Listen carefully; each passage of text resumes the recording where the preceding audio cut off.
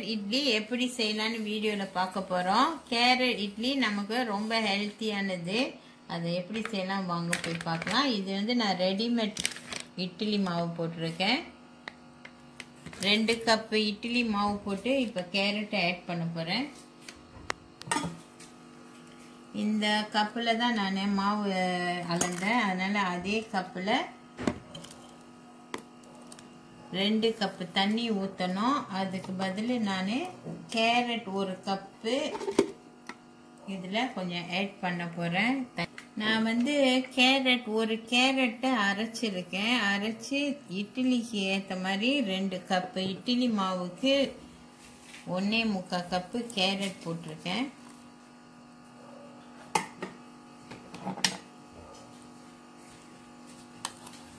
மாவோட கிளறுவோம். கட்டி கட்டி இல்லாமல் இதை கிளறணும். ரொம்ப ஹெல்த்தியானது. கொஞ்சம் இதில் உப்பு ஆட் பண்ணணும். உப்பு ஆட் பண்ணிக்கலாம் தேவையான அளவு. 2 கப்பு தண்ணியில் நான் இதை கலக்கி வச்சுருக்கேன். இதை கொஞ்ச நேரம் 10 நிமிஷம் விட்டுறணும். அப்புறம் தான் மாவு கொஞ்சம் இட்லிக்கு புளிச்சு வரும். 10 நிமிஷம் செஞ்சே பார்க்கலாம் வாங்க. மூடி வச்சிடும்.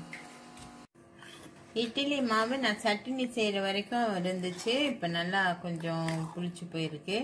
இப்போ நம்ம இந்த அளவுக்கு எடுத்து இட்லி தட்டில் ஊற்றுவோம். இந்த இட்லி குழியில் ஒவ்வொரு குழியிலையும் எண்ணெய் லைட்டாக தடவி இருக்கு.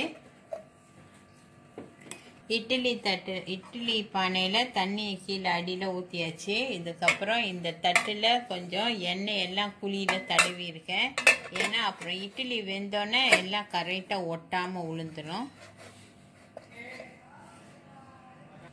வாங்க இட்லி குழியில் நம்ம இட்லி மாவு ஊற்றுவோம்.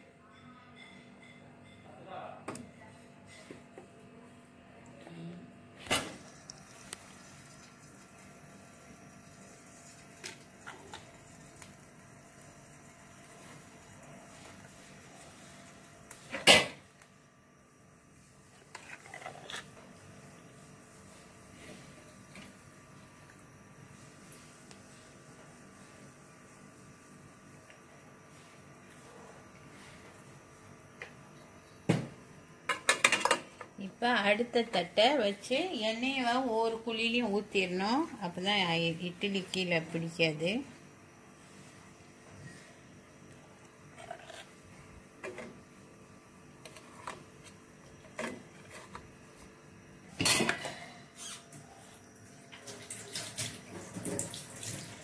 கேரட் அரைச்சி போட்டனால கலர் பாருங்கள் இட்லிக்கு எப்படி வந்திருக்குன்னு.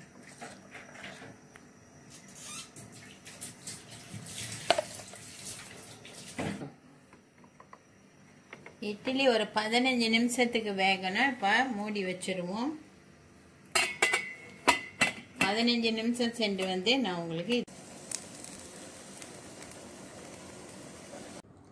இந்த வீடியோ பார்த்ததுக்கு நன்றி. இந்த ரெசிபி வீட்டில் செஞ்சு பாருங்க. செஞ்சுட்டு எப்படி இருக்குன்னு சொல்லுங்க. காமெண்ட் பண்ணுங்க. அந்த லைக் பட்டனை கிளிக் பண்ணுங்க. என் சேனலை சப்ஸ்கிரைப் பண்ணுங்க. அப்போதான் நான் எப்போ வீடியோ போடுறேனோ உங்களுக்கு உடனே நோட்டிஃபிகேஷன் வரும். அந்த பெல்லையும் மறக்காம அமுத்திடுங்க. நன்றி.